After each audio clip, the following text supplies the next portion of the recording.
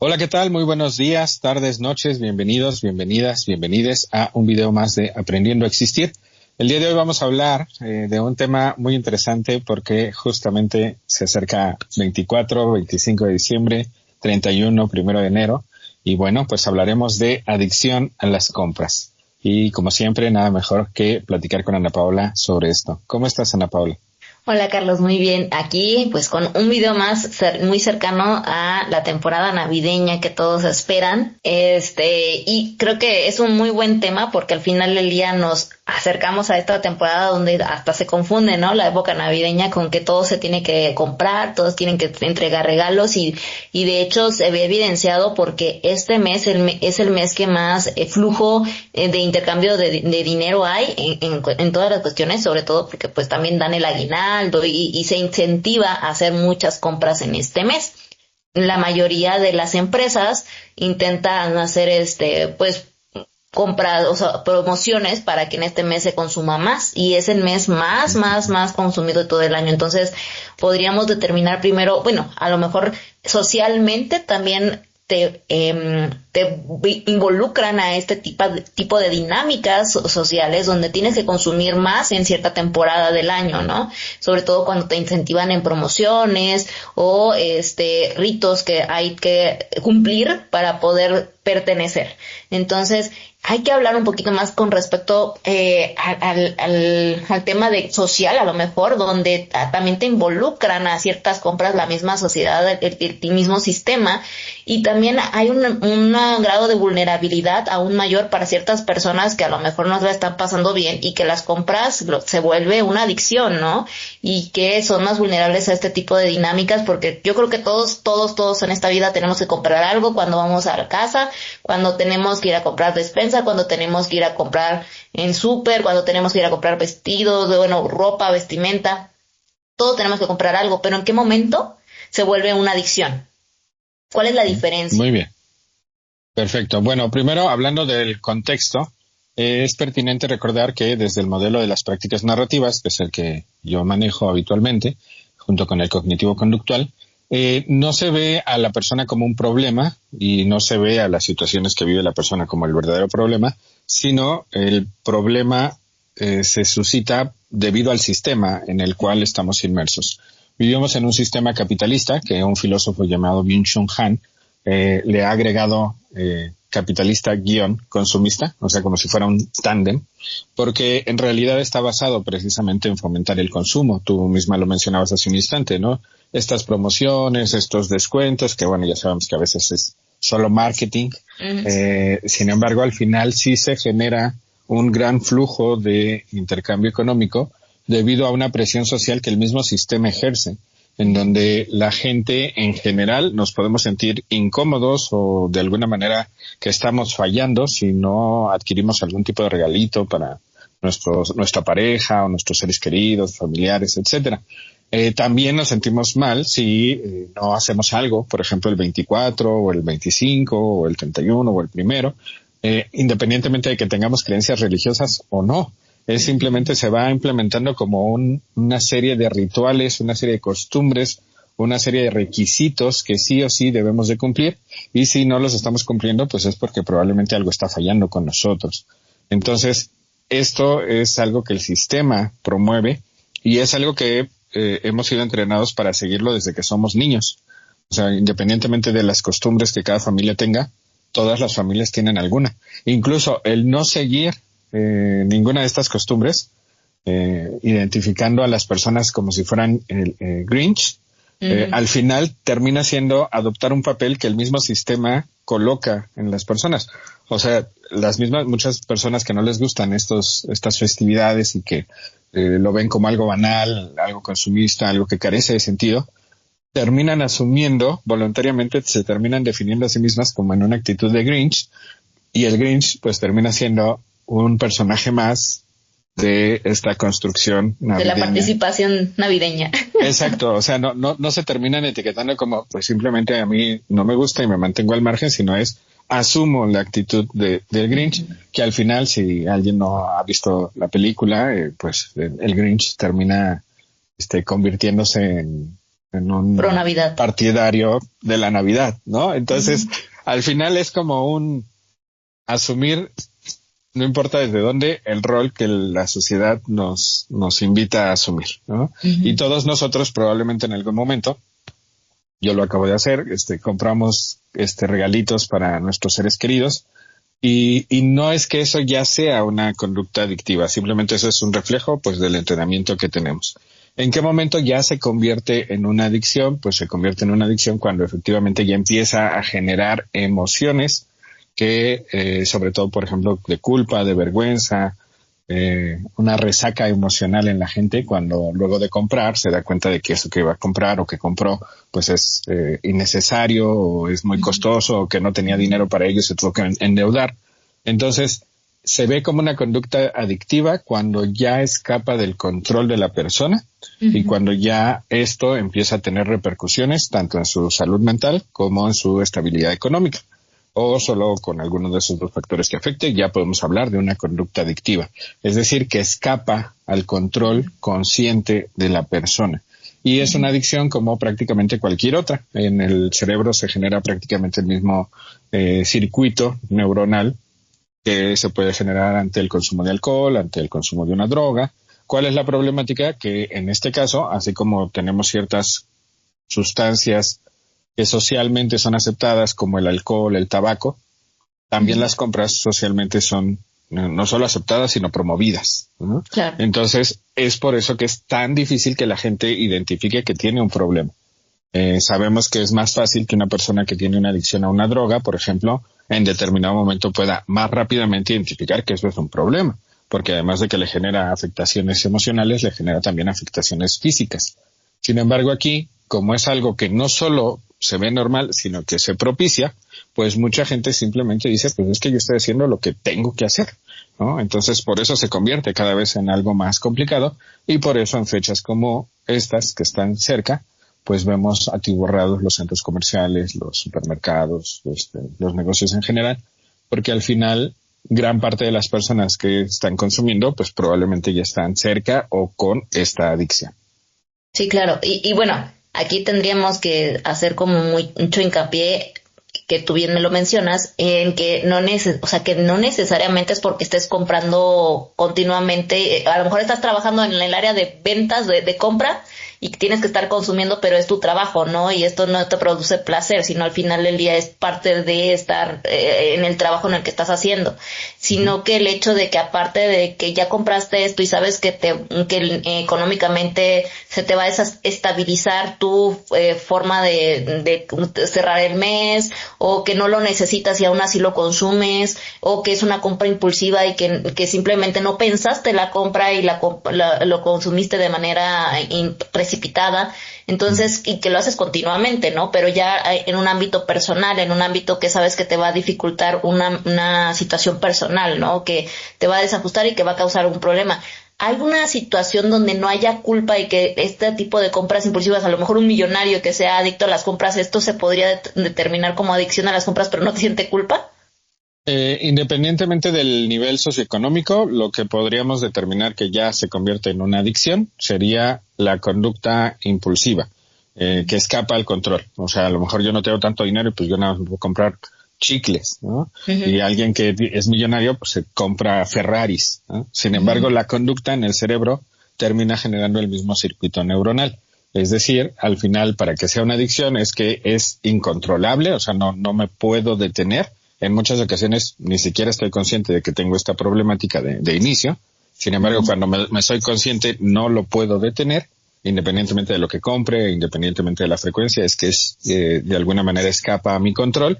Y por el otro lado, que genera emociones normalmente sí de culpa, sí de vergüenza, aunque no necesariamente puedan aparecer estas culpas o esta vergüenza, en muchas ocasiones, porque también se ve para muchas personas como una inversión. Por ejemplo, hay gente que colecciona, no sé, Funkos, ¿no? Hot Wheels. Y entonces dice, bueno, pero es que cuando después los venda, pues va a ser una entrada económica, exacto. Entonces hay ciertas formas de justificarlo. Lo que principalmente podríamos identificar es que generalmente acontecen dos situaciones iniciales y una como consecuencia.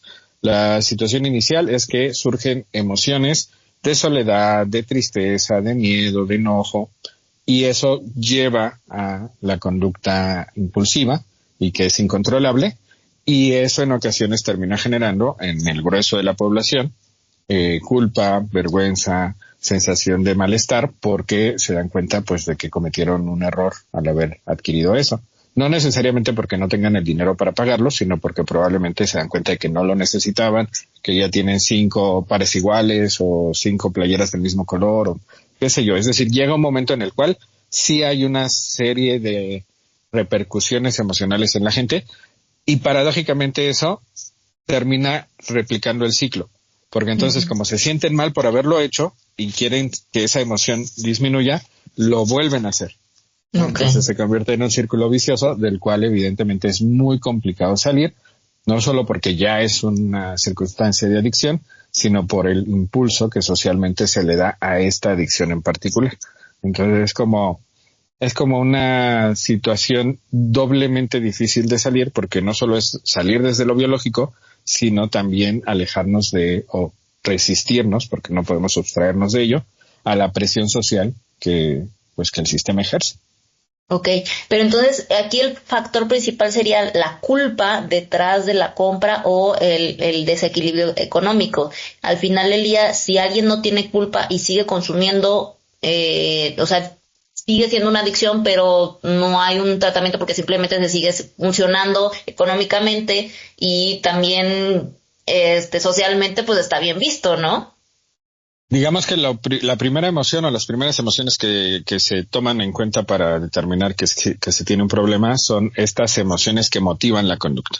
En todas las personas, independientemente del nivel adquisitivo que tengan, lo que generalmente empieza a desencadenar esta adicción es la soledad, la tristeza, que en muchas ocasiones incluso puede ser depresión, el enojo, ¿no? El sentirse sin un propósito en la vida. Y entonces eso es prácticamente en todas las personas que terminan generando esta adicción, y prácticamente cualquiera. Hay un doctor llamado Gabor Mate, que lo hemos mencionado en otros videos, que precisamente se ha especializado mucho en el trabajo con personas con adicciones, y él lo que encuentra es que en realidad la adicción, sea la que sea las compras, sea el juego, sea el alcohol, sea las drogas, sea el tabaco, sea lo que sea, es el problema 2. Es la forma en la cual mi cerebro está tratando de afrontar el problema 1. ¿Y cuál tiende a ser el problema 1? Dolor. Que puede ser dolor físico, dolor emocional o de ambos. En este caso, porque hay personas que, por ejemplo, tienen algún padecimiento, les genera un dolor físico y eso les hace sentir mal. Sin embargo, la mayoría de las personas no tenemos un dolor físico como tal, sino más bien un dolor emocional. En general, la mayor parte de las ocasiones, el dolor emocional que tenemos, aquellos que tenemos algún tipo de adicción, es la soledad, el sentirnos solos. Y lamentablemente nos podemos sentir solos estando acompañados. Es decir, hay gente que aunque tiene pareja, aunque tiene amigos, aunque tiene familia, se siente solo o sola. Y precisamente eso termina detonando la conducta. Si llega a haber culpa o si llega a haber vergüenza, tiene mucho más que ver con la situación económica que la persona tiene. O sea, si yo tengo $1,000 millones en mi cuenta, pues muy probablemente para que yo sienta culpa, pues tendría que haber gastado una cantidad estratosférica. Sin embargo, si soy una persona que tiene, no sé, $1,000 en su cuenta de ahorro y me gasté $1,000, pues muy probablemente la culpa aparecerá de inmediato. Entonces, el resultante, que sería la culpa o la vergüenza, aunque es muy habitual en la mayoría de la población, porque el 90% de la población pues somos clase obrera, trabajadora y no tenemos millones en la cuenta, no necesariamente es un indicador de que haya un problema. El indicador sería principalmente que hay una emoción o emociones que detonan esta conducta y que esta conducta es incontrolable. Hay un video muy famoso, no sé si lo has llegado a ver, de Michael Jackson, que está dentro de una tienda, creo que de antigüedades, y que va diciendo quiero esto, quiero esto, quiero esto, quiero esto, y prácticamente va seleccionando, y obvio. Todo lo que está alrededor. Ajá, sí, y es interesante porque prácticamente es lo mismo que haríamos cualquier persona. La diferencia es que nosotros lo que hacemos es lo ponemos en el carrito, por ejemplo, en compras online, quiero esto, quiero esto, quiero esto, quiero esto, y ya después pues hacemos una depuración, porque a lo mejor solo me alcanza para una cosa, de las 10 que seleccioné o de las 50, ¿no? Sin embargo, el mecanismo es exactamente el mismo. ¿no? La diferencia es, yo no tengo el poder adquisitivo para adquirir todo esto, mientras que otra persona sí. Y sin embargo, en el cerebro es prácticamente el mismo esquema el que se está generando independientemente de la cuestión económica. Entonces, es interesante porque sí es una problemática real, es una problemática fomentada por el sistema y es una problemática en la cual el mismo sistema intenta que la gente no se dé cuenta. ¿Por qué? Pues porque vivimos en un sistema capitalista consumista que está basado, pues, en esto. Uh-huh. Ok, interesante. Hay aquí, he escuchado dos términos, no sé si tú me dirás si es lo mismo, si hay alguna diferencia entre compras compulsivas y compras impulsivas. Uh-huh.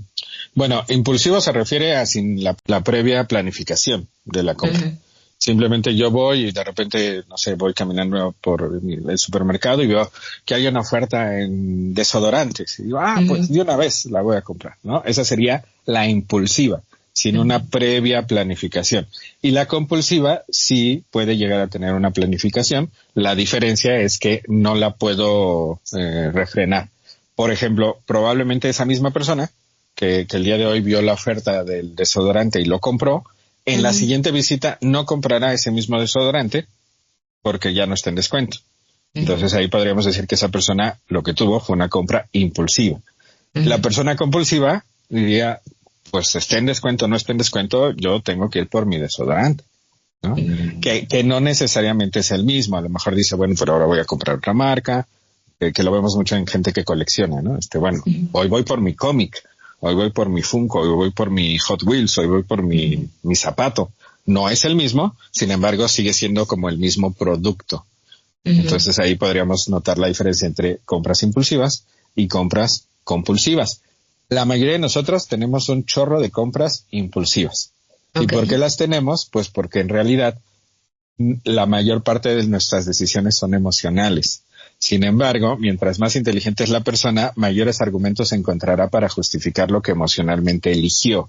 Ejemplo, yo elijo esto. ¿Por qué? Pues porque me gusta el elefante, nada más. Y me salió más cara que otra taza. Y después que digo, bueno, pero es que la calidad es buena, además como me gustó la voy a cuidar mucho, y además es un poquito más amplia que el resto de las tazas que tengo. Entonces, ¿qué estoy haciendo? Tratar de encontrar argumentos que justifiquen mi compra, que generalmente probablemente fue impulsiva. Entonces, la mayoría de nosotros tenemos compras impulsivas. La mayoría de nosotros no tenemos compras compulsivas. Si tenemos compras compulsivas, pues es que ya tenemos esta adicción. Ok. Entonces, las compras compulsivas serían más hacia el lado de los adictos a una compra. Exacto. Y aquí una pregunta con respecto a los coleccionistas. ¿Tú considerarías que todos los coleccionistas son adictos a las compras? Depende del nivel, porque hay personas que tienen un consumo bastante planificado. Por ejemplo, dicen, bueno, yo cada mes me voy a comprar un cómic, ¿no? Sin embargo, es una vez al mes, no me vacío mi cuenta bancaria, no dejo de comprar cosas que sean imprescindibles y voy armando mi colección, ¿no? Y llega un momento en donde, bueno, si tomamos en cuenta que si yo me compro un cómic cada mes, tengo 12 meses, 12 cómics, y entonces voy armando mi colección y en años puedo tener una muy buena colección de lo que sea. Hay gente que dice, bueno, yo me lo compro una vez a la semana y lo mismo, no desequilibra nada y solo se compra uno. Entonces, en ese caso, no, evidentemente no estaríamos hablando de una persona que tiene una adicción. Sin embargo, hay gente que sí, porque aunque compre con la misma frecuencia, si desbalancea su presupuesto y si deja de comprar otras situaciones, otros productos, servicios que son imprescindibles para su vida cotidiana, deja de pagar la luz, deja de pagar el teléfono porque quería comprarse su cómic, entonces ahí sí, independientemente del producto en cuestión. Entonces no es tanto qué tipos de productos sí nos indican una adicción y qué tipo de productos no, sino más bien es cómo es la conducta. Por eso muchas personas no logran tan fácilmente identificar si tienen esa adicción o no, porque a lo mejor ven a otras personas que hacen exactamente lo mismo, solo que como sus presupuestos son diferentes, pues ellos no se desbalancean y sí. Entonces dice, bueno, pero si el otro no tiene una adicción, pues yo, ¿por qué si estamos haciendo exactamente lo mismo? Pues porque esto se va identificando de manera individual en función del presupuesto de cada persona. Lo principal es, no me puedo detener. Hay coleccionistas que en cierto momento incluso dicen, ahorita no es una buena época para comprar, ¿no? Porque ahorita todo está más caro. Entonces probablemente muchos adquieren sus productos a partir de febrero. El que tiene una adicción dice, con la pena, yo mes con mes, y pues, aunque en diciembre esté el doble, lo compro, y en enero el triple, lo compro, ¿no? Entonces, es ahí donde se puede identificar quién sí tiene el problema y quién no. Normalmente son los familiares los primeros en identificar cuando hay una verdadera problemática, solo que en muchas ocasiones, sin darse cuenta, terminan también fomentando estas adicciones, porque prestan dinero o subsanan lo que el otro no pudo comprar, haciéndole entender que no pasa nada. Y aumenta el problema cuando hay un tipo de argumento como el merecimiento, ¿no? Y que sobre todo en este sistema social en el que manejamos, o capitalista, el merecimiento, la meritocracia, sobre todo, no sé, te dicen, ya te trabajaste todo esto y te mereces, ¿no? Se escucha mucho en maquillaje, en perfumes, sobre todo cosas de mujeres, o sea, de que eres la mejor, entonces te mereces este producto. Y el merecimiento, yo creo que también llega a un punto en que los familiares o los padres, sobre todo, he escuchado mucho este tipo de comentarios en los padres de que, pues, ¿cómo le voy a decir que no a mi hijo si se lo merece, o si yo soy el papá y le tengo que dar todo, ¿no? Y te fomentan como una idea de que como te mereces, no tienes que limitarte en el consumo de ciertos productos. Y aquí aumentando la bola de nieve sería también la mala educación financiera que tenemos en toda América Latina y en el mundo en general, pero tenemos una muy mala educación financiera que inclusive que algo yo te agradezco mucho cuando llegan al punto donde te dicen es que debes escribir todas tus necesidades básicas y en lo que gastas, porque cuando entiendes cuáles son tus necesidades básicas y tienes un número muy establecido en tu mente y que sabes que al menos estas cosas que están subrayadas no puedo estar sin subsistir, como que te cambia el panorama, tienes otra perspectiva, tienes los pies sobre la tierra y de cómo funciona tu vida al final del día. Y eso es algo que muchas personas no lo saben a pesar de que es algo básico y que al final del día también te da ciertos parámetros y ciertas formas de saber dónde pisar para después saber qué es lo que puedes o no puedes comprar o cómo puedes funcionar administrativamente con tu mes con mes y qué si te funciona o no te funciona, y que creo que en este caso si estuvieran muy bien establecidos o muy bien cimentados estos conocimientos de educación financiera básica en la comunidad, tendríamos también menos personas que sean adictas en muchos sentidos a las compras o hasta en otras áreas, ¿no? Por supuesto, por supuesto. La pregunta clásica es, ¿y por qué no tenemos ese conocimiento, no? ¿Por qué la mayoría de nosotros carecemos de ese conocimiento y lo hemos tenido que adquirir ya de adultos? Si es que lo llegamos a adquirir, pues la respuesta sigue siendo la misma, porque al sistema no le interesa que nosotros sepamos esto. ¿Y por qué no le interesa? Pues porque cuando terminamos endeudados, terminamos voluntariamente autoesclavizándonos. O sea, yo, que de por sí ya tengo que trabajar para subsistir, pues ahora tengo que trabajar el doble porque tengo que pagar mis deudas, ¿no? Mi crédito. Ahorita, si te percatas, está el boom, bueno, lleva años el boom de tarjetas de crédito. Antes, para que nos aprobaran una tarjeta de crédito era cubrir 200 requisitos y a ver si te la aprobaban. Ahora prácticamente es la que pides, te la aprueban, aunque sea con un presupuesto bajito. ¿Por qué? Pues porque el chiste es que te termines encadenando y al final es tan interesante cómo funciona el sistema. O sea, es maquiavélicamente interesante cómo lo maneja de forma tal que nos terminamos, y al día de hoy es lo que muchos filósofos plantean, terminamos actualmente en una esclavitud voluntaria, donde incluso nos sentimos felices de ser esta clase de esclavos y de alguna manera ya tener prácticamente forzado el trabajo por un año para poder pagar lo que a lo mejor incluso ya me comí o ya disfruté o ya viajé y tengo que trabajar todo un año para pagar eso, pero obviamente en ese año voy a seguir adquiriendo otras deudas y entonces pues ya tengo comprometido mis 5 años por delante, ¿no? Sí, y entonces ¿qué tipo de trabajador va a reclamar cuando le traten injustamente o cuando le dupliquen su jornada laboral o le asignen más horas sin pago extra, si sabe que necesita ese trabajo por los próximos 3 años para salir de deudas? O sea, termina siendo una estrategia formidablemente terrible, ¿no? Desde el punto de vista del sistema. Y el problema es ese. Nosotros, como no nos detenemos, pues nunca realmente podemos elegir libremente. O sea, terminamos eligiendo el mal menor, pero no plenamente. Y por eso mucha gente lleva años, 10, 15, 20 años, en empleos mal pagados y horribles condiciones laborales, porque en realidad se han esclavizado y no se pueden salir. Claro. Entonces, y manejan una deuda constante, pero una deuda para cosas que no te dan un beneficio, porque al menos un poquito estudiando un poquito de finanzas te dicen que hay deudas pues positivas o negativas, por decirlo así, ¿no? Que hay activos que te puedes endeudar para algún producto que tú sabes que va a ser una herramienta donde vas a sacar más dinero, donde te va a dar un activo que constantemente sería un flujo de dinero, ¿no? Que un retorno de inversión. Y hay una deuda para a lo mejor cosas que sabes que no te van a regresar a menos que generes más flujo de dinero, pero a lo mejor de otra área. Y ese es el punto donde el funcionamiento se quiebra, ¿no? La deuda a veces es positiva o negativa según algunas financieros. Aquí la diferencia está en que una cosa es gasto y otra cosa es inversión.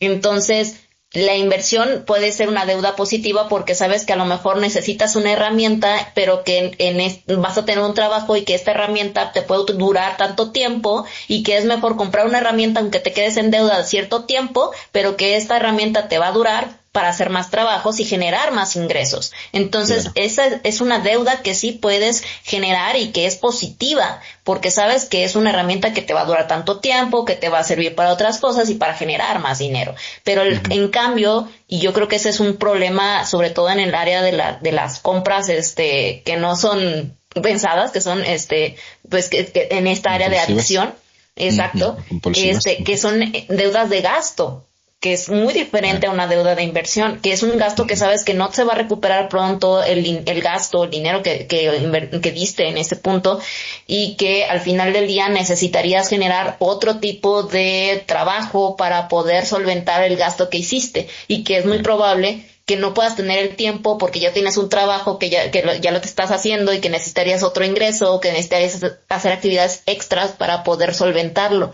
Y no sabemos si se pueda pasar en un tiempo corto o en qué plazo se pueda generar, ¿no? O muchas personas piensan que a lo mejor es que en tanto tiempo me va a llegar un dinero, pero a lo mejor hay dineros que ni siquiera son seguros y ya están haciendo un gasto que no tienes un dinero fijo en la mano, ¿no?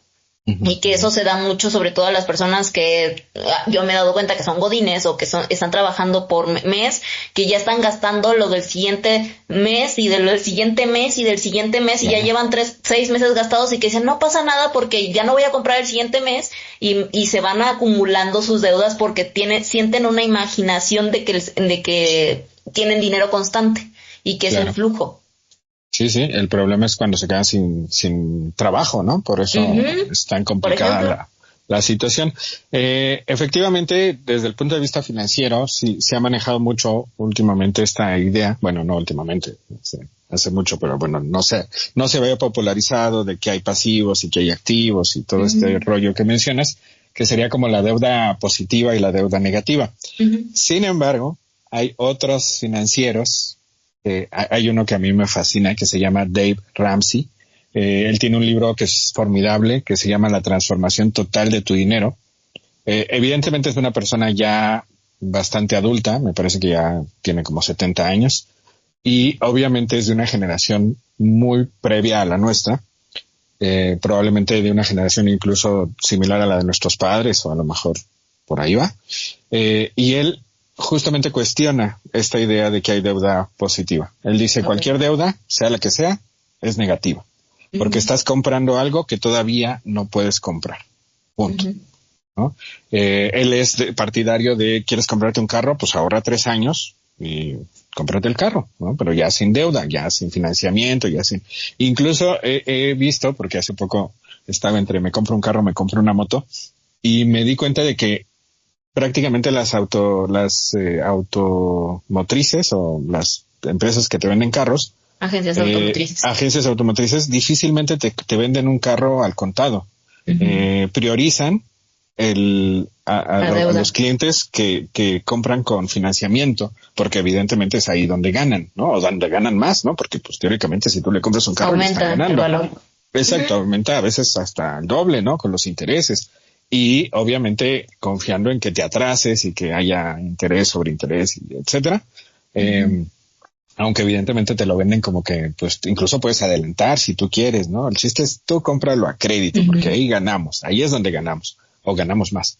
Entonces, el punto es que incluso hay ocasiones en donde ya el mismo sistema no te permite hacer compras al cash, pagando en efectivo, haciendo el pago total sin deuda, porque al final, por eso Dave Ramsey dice, es que toda deuda al final es negativa en ese sentido, porque te hace creer que ya tienes una capacidad económica de la cual careces. Y probablemente a ti te tocó que a lo mejor nuestros padres, nuestros abuelos, nuestros tíos, pues compraban cosas pues hasta que les alcanzaba, ¿no? Y tardaban años en comprarlo. La parte positiva era, ya que tenían el bien, pues era totalmente suyo. No había riesgo de perderlo, pues porque ya lo habían pagado por completo. Entonces, sí me parece que es interesante esta perspectiva porque justo cuestiona lo que el mismo sistema ahora nos está tratando de decir, ¿no? Porque ahora es, bueno, ya me di cuenta que la deuda no es mala, solo tengo que determinar cuál es buena y cuál es mala. Y mucha gente se termina convenciendo de que su deuda, que entraría como en deuda mala, es buena, ¿no? Por ejemplo, lo que te decía de los coleccionistas, ¿no? Pero luego los vendo y ya es una inversión, ¿no? A mí me parece que en general, y así lo plantea Dave Ramsey, toda esta perspectiva de deuda buena, deuda mala, sigue siendo parte del mismo discurso del sistema capitalista que nos hace creer que sí hay una deuda que es buena, nada más hay que encontrarla, ¿no? Y Dave dice, no, para mí toda deuda es mala, y si no tienes para comprarte el carro, pues no tienes para comprarte el carro, no lo compres, no te alcanza. No, pero es que cada vez van a subir más, cada vez va a ser más difícil. Pues no te alcanza, acepta tu realidad. Y a mí me parece que eso es genial en el sentido de que es lo que noto en la mayoría de la población en nuestro país, por lo menos. La mayoría de la gente se cree clase media sin serlo. Y claro, hay indicadores gubernamentales que indican que la mayoría de nosotros somos clase media. Sin embargo, hace muchos años apareció en una revista que creo que era El Economista, un rango que a mí me parece mucho más sensato.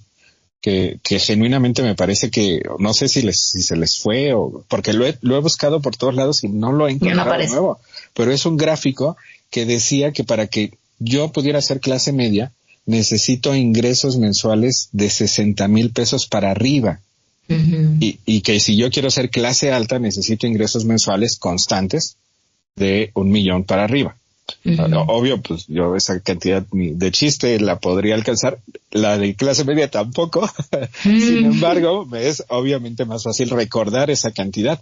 Entonces, imagínate cuántas personas de manera constante, no porque un día les fue bien y sacaron una super mega comisión, pero pues ya no se va a repetir en el año. No. De manera constante tienen sueldos superiores a 60,000 pesos.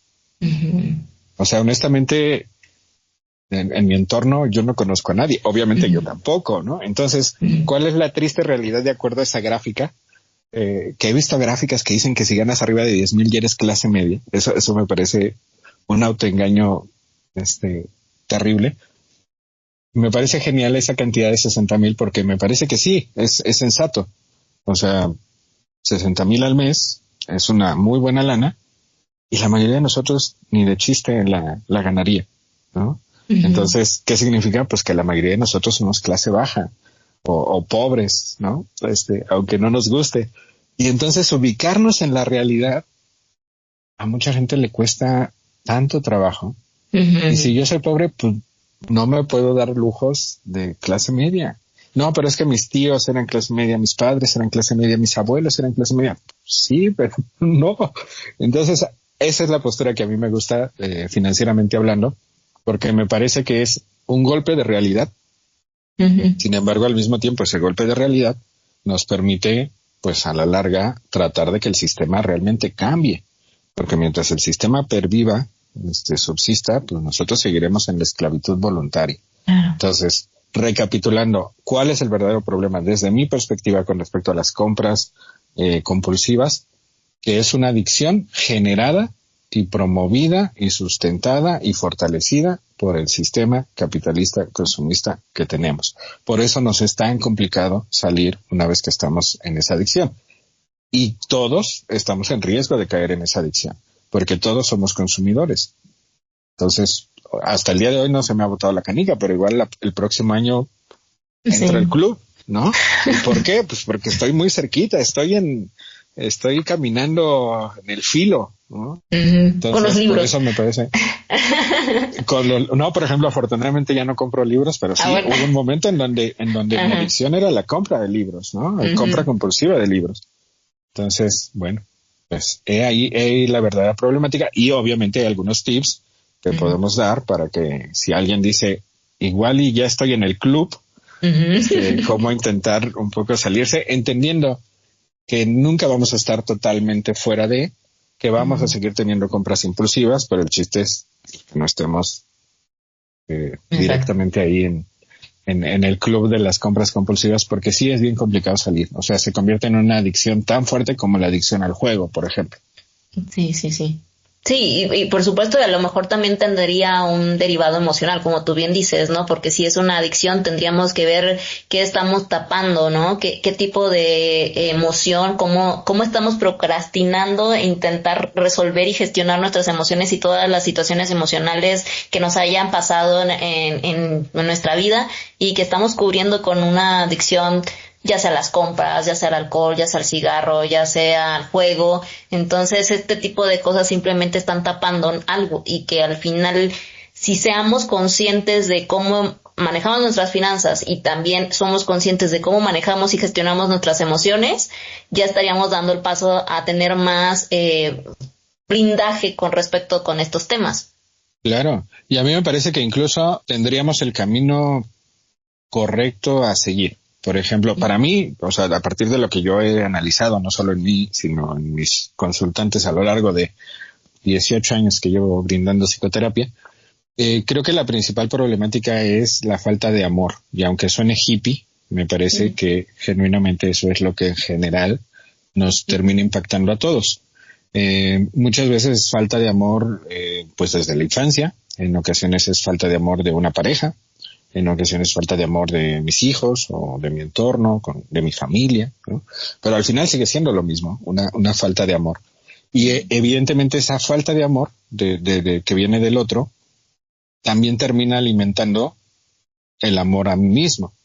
O sea, yo me veo valioso porque me observo a través de los ojos de los otros. Entonces, si carezco de ese amor a mi alrededor, aunque suene bonito la idea de que yo debería amarme a mí mismo, independientemente de que no tenga alguien a mi alrededor que me ame, pues ¿cómo podría genuinamente hacerlo si parte del autoconcepto que yo tengo se deriva de la imagen que los demás me proyectan de mí? Por ejemplo, si a mí me dicen, pues eres un buen psicoterapeuta, obviamente eso cambia la percepción que yo tengo de mí, o fortalece la percepción, si es que ya tengo esa percepción, la fortalece. O si alguien de repente me cuestiona y dice, no, eres mal psicoterapeuta, pues probablemente eso también impacta negativamente en la autoimagen que yo tengo. Entonces, este entendimiento de que el amor que yo puedo sentir hacia mí también está alimentado por el amor que recibo a mi alrededor, es lo que en mi opinión termina generando tanto esta falta de amor. Y cuando mi cerebro lo capta, obviamente quiere salir corriendo de ahí. Y entonces encuentra formas de salir corriendo de ahí sin que uno se mueva del lugar, que puede ser mediante las drogas, mediante el alcohol, mediante el tabaco, mediante las compras, por ejemplo, mediante el juego. Entonces, o también el trabajo excesivo, ¿no? Porque también esa es una adicción. Y el sistema también, esa adicción la super promueve. Bueno, es la que más le encanta, ¿no? Entonces, creo genuinamente que si yo pudiera pensar cuál es en el fondo, la verdadera problemática que nos lleva a las adicciones, es la falta de amor. El problema es que, sobre todo, por ejemplo, en el caso de los hombres, pues está súper prohibidísimo que uno pueda aceptar que siente falta de amor. O sea, pues si yo soy hombre, es más, yo ni necesito amar, ¿no? Yo ni sé amar. Eso para mí es secundario. Y en realidad no, me parece que es una necesidad emocional básica de todo ser humano. De hecho, si alguien no me hubiese amado desde que nací, yo ya no estaría aquí. Entonces, que probablemente ese amor no haya sido suficiente, bueno, ese es otro tema y por eso también empieza esta falta de amor. A veces es amor, yo lo que he notado mucho en adultos principalmente, en adolescentes y en niños más como amor materno, paterno, familiar, pero en adultos yo lo que he notado mucho es que es una falta de amor de pareja. Okay. Y con las aplicaciones que ahora tenemos, donde teóricamente puedes conseguir pareja a un clic, ese mismo día puedes encontrar a alguien. En realidad, pues lo que encuentras son interacciones, pero no encuentras amor. Entonces, todo esto se termina incrementando y es por eso que tantas adicciones van en aumento. Estaba leyendo que actualmente ha incrementado significativamente la adicción de los hombres por las drogas y la adicción de las mujeres en México y la adicción de las mujeres por el alcohol. Entonces, pues sí, la falta de amor nos está haciendo añicos y me parece que sí es importante que tanto hombres como mujeres entendamos que ese es el verdadero problema, probablemente, ¿no? En el fondo, quizás es el verdadero problema y que tratemos de resolverlo. ¿Y cómo carajo se resuelve la falta de amor? Pues tratando de encontrar a alguien que genuinamente nos ame. No, pero está muy difícil. Pues sí, si no salgo de mi casa y si no interactúo con otros seres humanos o todo lo hago mediante aplicaciones y no voy en pos de habilidades y cosas que me gusten y me entusiasmen donde pudiera conocer a gente, pues ¿cuándo? ¿No? O si me la vivo trabajando, ¿no? Y prácticamente me despierto, voy a trabajar, regreso a dormir y repetir al día siguiente, pues ¿cuándo? ¿No? Me voy a terminar vinculando con ChatGPT y lo voy a convertir en mi novio, mi novia. Como la película maravillosa de Her, que se adelantó 10 años a lo que estamos viviendo actualmente. Entonces, creo genuinamente que si la gente aceptara que ese es el problema, justo trataría de resolver el verdadero problema. El problema de la adicción es el problema 2. El verdadero problema es el dolor emocional que sentimos y, en mi opinión, tiene que ver en el 99.9% de las ocasiones con falta de amor. Wow, sí, y tienes mucha razón. Yo ahorita que lo mencionas y estaba haciendo como una recapitulación de ciertos amigos que tengo y exparejas que inclusive tuve, con respecto a ciertas adicciones.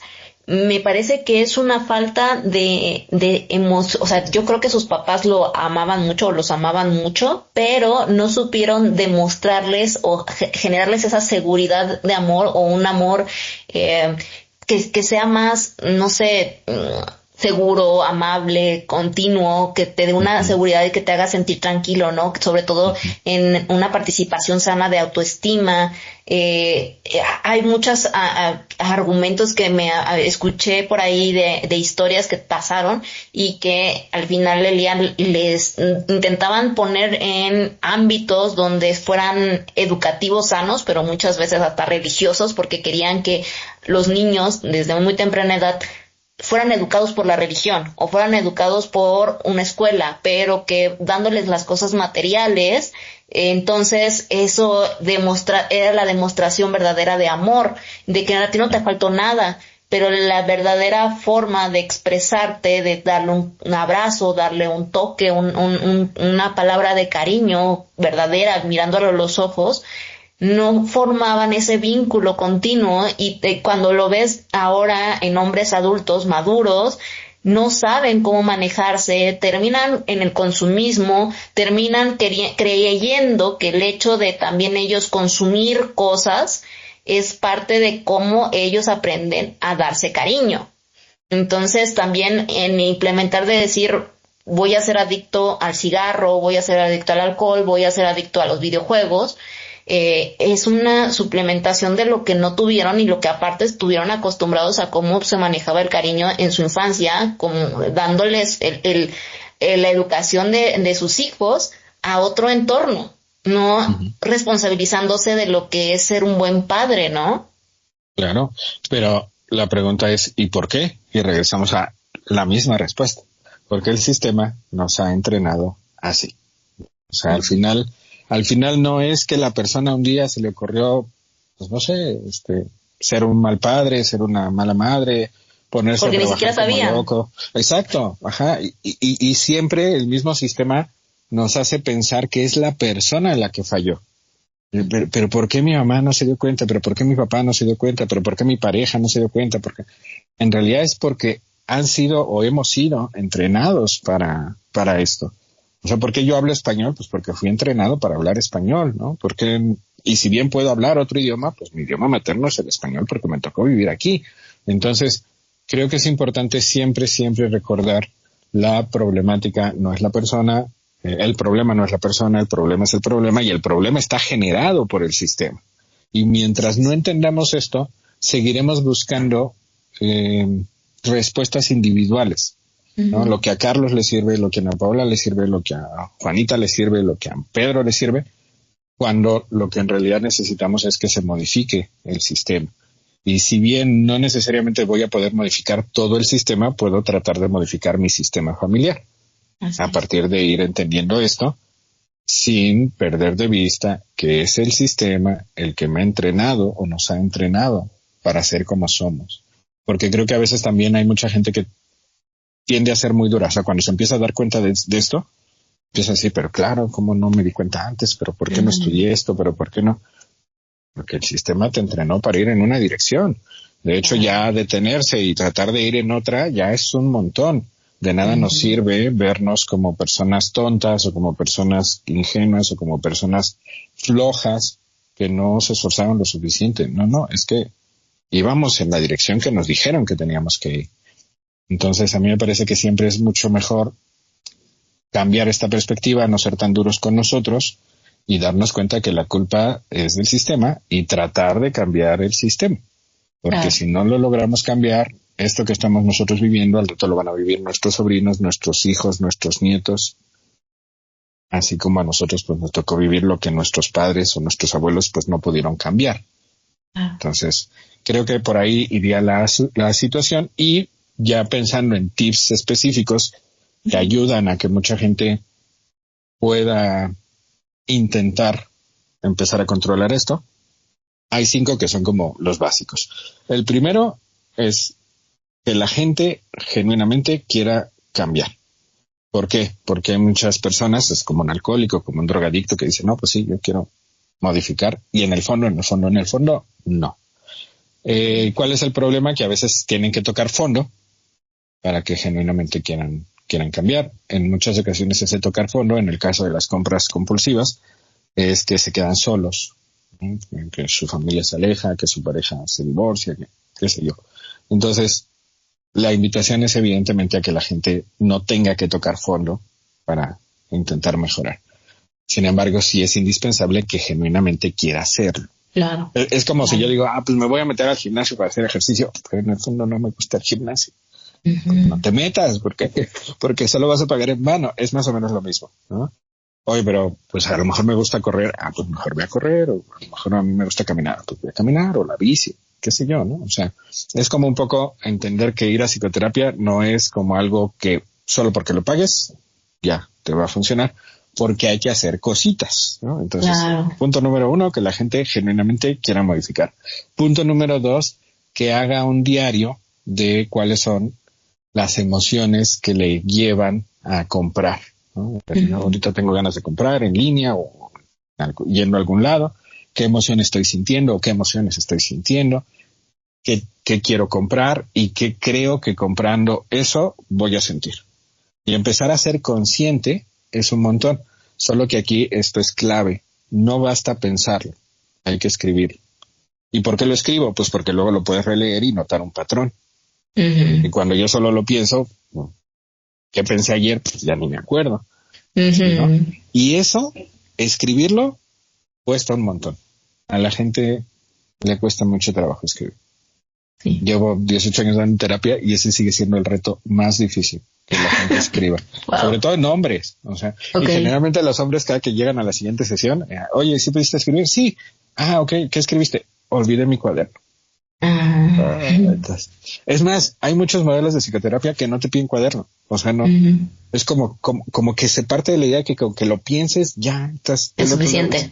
No, ¿cómo crees? O sea, no, para nada. Se calcula que en un día tenemos entre 25,000 y 85,000 pensamientos. ¿Cómo no se me va a perder entre la lista del súper y los pendientes laborales eso que estoy pensando hoy? Entonces, ¿qué hago? Pues fácil, lo escribo, ¿no? Entonces, bueno, esa sería la sugerencia número 2. Sugerencia número 3, hacer listas, porque las listas son imprescindibles. Otra vez, escribir. Por eso la gente no lo hace, porque le cuesta escribir. ¿Y por qué nos cuesta escribir? Pues porque hemos dejado de hacerlo, porque ahora lo que hacemos es textear, ¿no?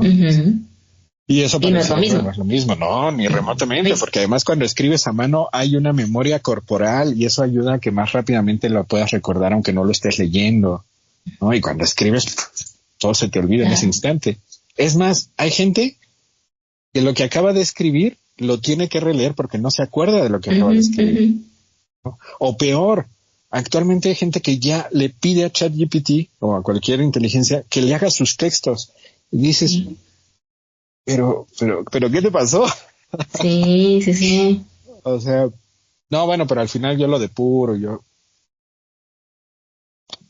me parece que cada vez estamos disminuyendo nuestra habilidad cognitiva al depender y no estoy en contra de la inteligencia artificial, a mí me parece maravillosa. Yo creo que en algún momento nos van a terminar sustituyendo a todos con inteligencia artificial.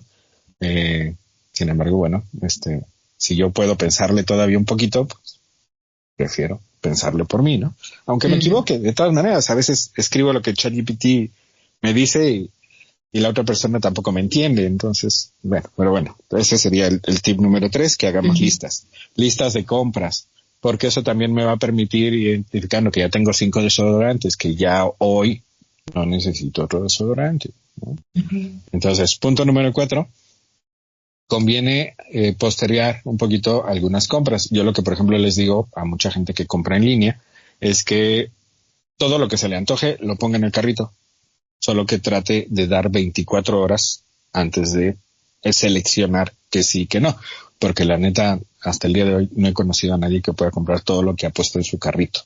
Okay. O sea, porque bueno, pues ponemos 50 artículos, ¿no? Y todavía tienes que hacer ahí como una preselección, ¿no? De guardar para más tarde, ¿no? Para otro día. Sin embargo, postergar 24 horas esa depuración es maravillosa. Y si todavía puedes postergar 24 horas más la compra de eso, sería fabuloso. Eso sería como una cuarta recomendación. Y una quinta recomendación que también funciona mucho es tratar de limitar tu uso de tarjetas de crédito. Yo lo que generalmente hago, o sea, yo trato de que la gente no compre con tarjetas de crédito. Sé que a veces hay buenas promociones y todo ese rollo, sin embargo, en general la sugerencia es no hacerlo. Y algo que yo siempre sugiero es, mira, mete tu tarjeta de crédito en una cajita y luego la forras y le pones o sea, de forma tal que te cueste trabajo sacarla. No, porque creo que eso puede ayudar a que no tan fácilmente pues uno compre, porque a veces es, bueno, compro algo de 20 pesos aquí, otros 50 pesos acá, 200 pesos acá, y ya cuando viste, ya debes 3,000 pesos en cosas que ni sabes qué fue, ¿no? Entonces, eso me parece que puede ser funcional, y también que puede ser funcional un poco esconder tu aplicación bancaria o la parte donde está la tarjeta de crédito, no tenerla tan a la mano, porque bueno, ya ahora todo se hace digital, ¿no? Ya no necesito ni siquiera la tarjetita, ya puedo comprar en línea. Entonces, pues sí es una forma de autolimitarte, o visto de otra manera, limitar a nuestro cerebro, porque pues es nuestro cerebro el que tiene esta adicción. Entonces es como si mi cerebro fuera mi familiar que tiene una adicción y entonces yo tengo un poquito como que limitarlo.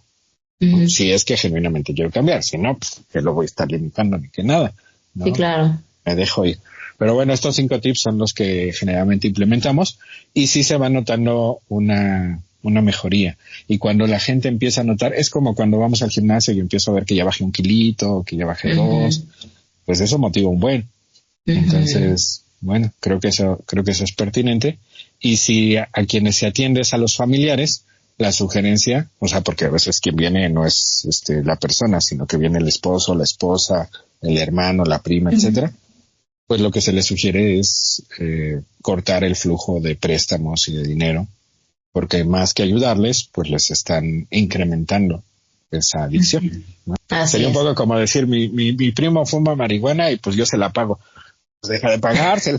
Sí, claro, claro. ¿Cómo te explico, no? O drogas peores, ¿no? Porque al final del día hasta la marihuana creo que está más aceptada que otras drogas, pero sí, Claro, sigue siendo más aceptada.